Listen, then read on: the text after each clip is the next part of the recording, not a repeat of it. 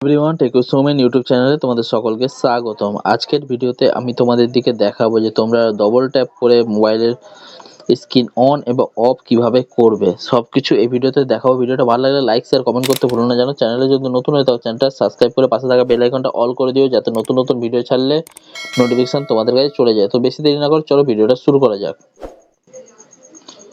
তো সব থেকে প্রথমে আমাদের দিকে চলে যেতে হবে সেটিং অপশনে। দেখতেই পাচ্ছ এই যে উপরে সেটিং যে অপশনটা আছে, সেটিং অপশনটা ওপেন করে নেব। ওপেন করে নেওয়ার পর এরকম একটা ইন্টারফেস আসবে। ইন্টারফেসে গেলে নিচের দিকে স্ক্রল করবে।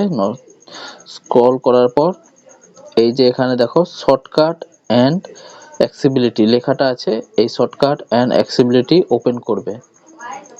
ওপেন করার পর নিচের দিকে একটু স্ক্রল করবে, তারপরে একটা জিনিস দেখতে পাবে তোমরা, স্মার্ট মোশন। ঠিক আছে, স্মার্ট মোশনটা ট্যাপ করবে। ট্যাপ করার পর এরকম একটা ইন্টারফেস আসবে। এই ইন্টারফেস আসার পর তোমরা উপর দিকে দেখতে পাবে এরকম স্মার্ট স্ক্রিন অন এবং অফ বলে লেখা আছে। তো এইটাই ক্লিক করবে। ক্লিক করার পর double tap to turn off, এই দেখো এইখানে যে অপশনটা আছে এই অপশনটায় তোমরা ওকে করে নেবে। আর উপরের যে এইগুলো আছে এগুলোকেও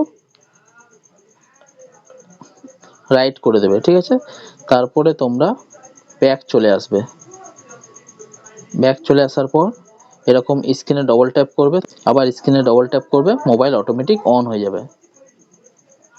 ডবল ট্যাপ করবে, আবার ডবল ট্যাপ করবে, স্ক্রিন অন। দেখতেই পেলে খুব সহজেই তোমার দিকে দেখালাম। ভিডিওটা ভালো লাগলে লাইক শেয়ার কমেন্ট করতে ভুলো না। জানো চ্যানেলে যদি নতুন হয়ে থাকো চ্যানেলটা সাবস্ক্রাইব করে পাশে থাকা বেল আইকনটা অল করে দিও, যাতে নতুন নতুন ভিডিও ছাড়লে নোটিফিকেশন তোমাদের কাছে চলে যায়। আজকের মতো এখানে শেষ করছি ভিডিওটা। আবার দেখা হচ্ছে নতুন কোনো ভিডিও নিয়ে, নতুন কোনো টপিক নিয়ে।